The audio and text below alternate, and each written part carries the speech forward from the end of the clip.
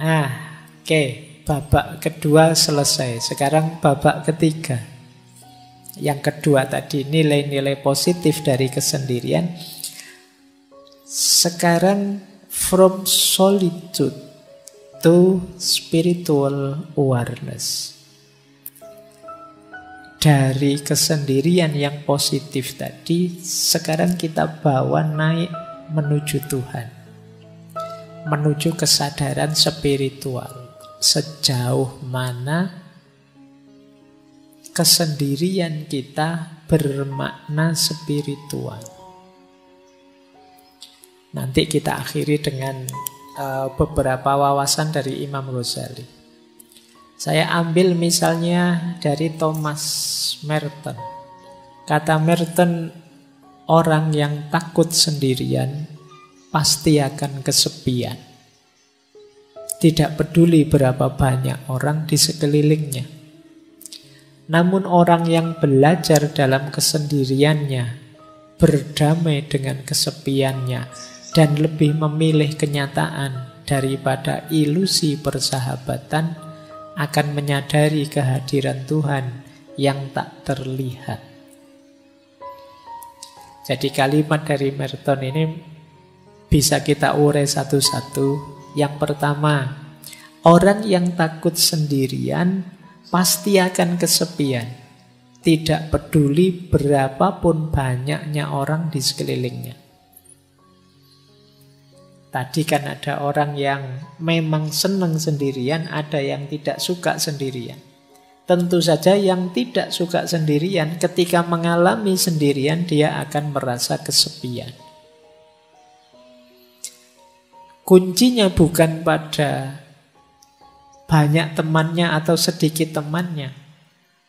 Pemaknaan dia terhadap sendirian itu. Jadi kalau dia memaknai kesendirian itu sebagai sesuatu yang negatif dan menakutkan, ya begitu sendiri dia akan merasa kesepian. Nah, biar tidak begitu bagaimana? Dilanjutkan yang kedua. Mari belajar dalam kesendirian, berdamai dalam kesepian. Belajar sendirian, berdamai dalam kesepian. Berdamai dalam kesepian berarti kita bisa menerima. Tidak apa-apa ya Allah, saya sendirian asal Engkau ridho. Itu bisa menerima. Tidak apa-apa saya jomblo kalau ini memang keinginanmu ya Allah. Nah, jadi ini berdamai dengan kesepian, dengan kesendiriannya. Dan lebih memilih kenyataan daripada ilusi persahabatan. Kenapa persahabatan di sini disebut ilusi? Ini seperti yang disampaikan di awal tadi, tidak mungkin ada persahabatan yang sama sekali tidak mengandung perpisahan, tidak mengandung kesendirian. Perpisahan itu kan kesendirian. Maka antara yang ilusi dan yang hakiki, pilihlah yang hakiki. Tadi ternyata yang hakiki ya kesendirian. Kalau mentalku sudah mental yang siap sendiri, meskipun ditinggalkan oleh sahabat, ya aku kuat. Meskipun temanku pergi semua, ya aku sanggup. Dan ini yang terakhir, pada akhirnya orang yang siap menghadapi kesendiriannya, justru dia akan menemukan kesadaran diri yang paling dalam, yaitu Tuhan. Dalam kesepianmu yang paling puncak, kalian justru akan menyadari hadirnya Tuhan. Inilah from solitude to spiritual awareness. Dari kesendirian menuju kesadaran spiritual. Itulah mengapa dulu Rasulullah itu setiap momen tertentu yang masyhur kan saat bulan Ramadan, beliau menyendiri. Istilahnya bertahanus, kalau bahasa sufinya kholwat uzlah, ke Gua Hira. tadi. Kesendirian ini tujuannya apa? Yuk, dalam rangka menyadari hadirnya Tuhan. Jadi tadi ada sisi negatifnya kesendirian, namanya kesepian. Tapi juga ada sisi positifnya. Dan sekarang sisi yang positif itu kita bawa berjalan ke ranah spiritual. Kita lanjutkan, belajar lagi. Kata Osho lagi tadi, Osho sudah kita kutip ya. Perjalanan ke dalam diri adalah perjalanan menuju kesendirian yang absolut.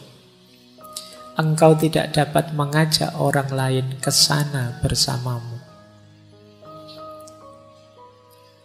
Ini sama dengan Hermann Hesse yang menulis novel tentang Buddha. Kita harus menjadi sendiri, sangat sendiri.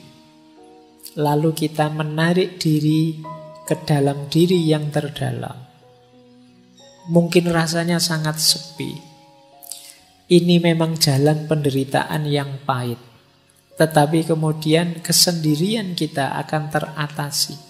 Kita tidak lagi merasa kesepian.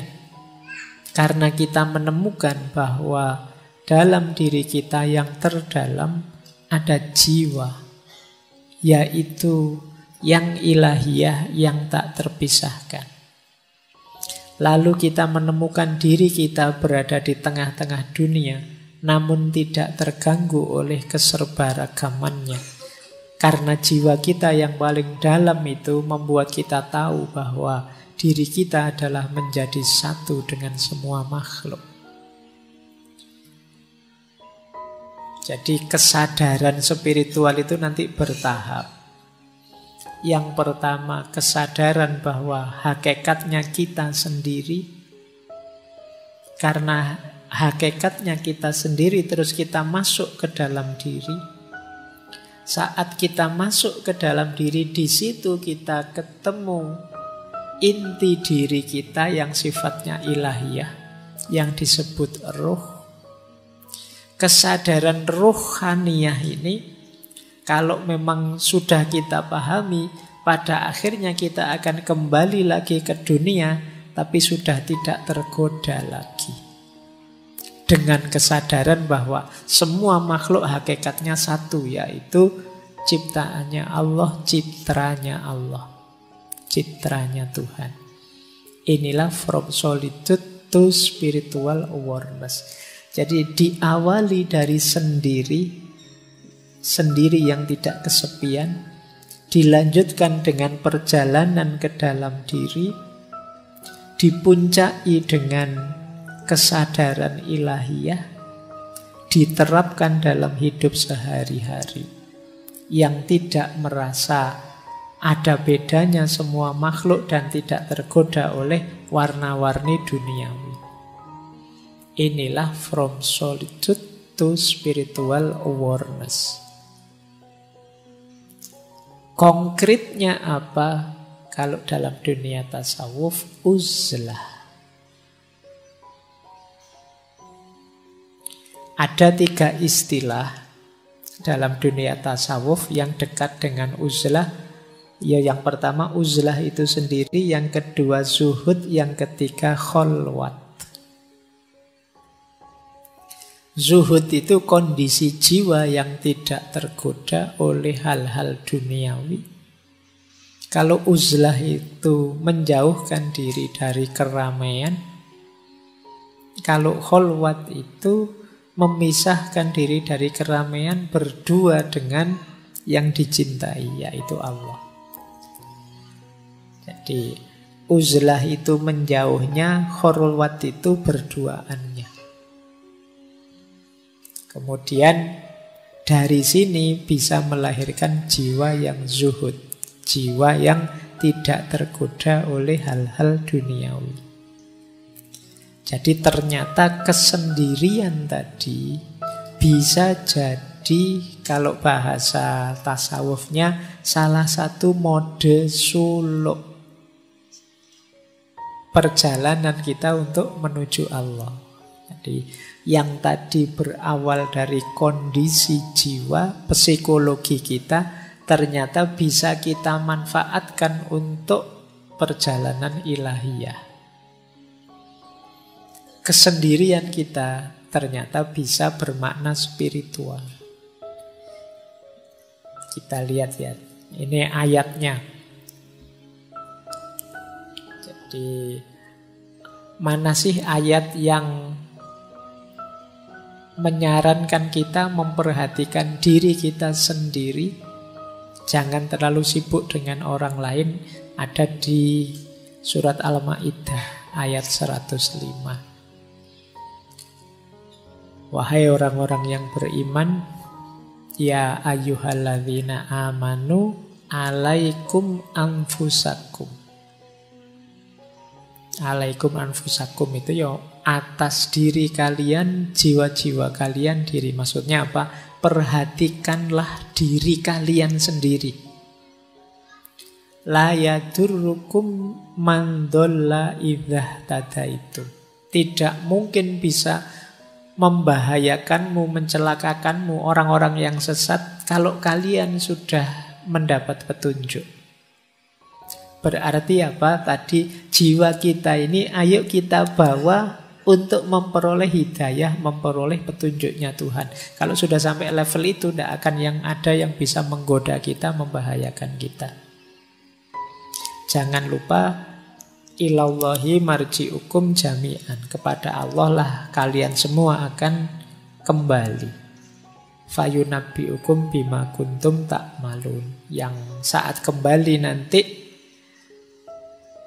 akan diberitahu kalian apa saja yang sudah kalian kerjakan. Jadi ayat ini menegaskan keutamaan ayo memperhatikan diri kita sendiri dulu, sendirian dulu, sampai kita kuat, sehingga tidak ada yang bisa menggoda kita, membahayakan kita, karena kita sudah mendapat petunjuk ilahiyah. Ini biasanya dipakai dalil uzlah. Boleh dicek nanti di Ihya-nya Imam Ghazali.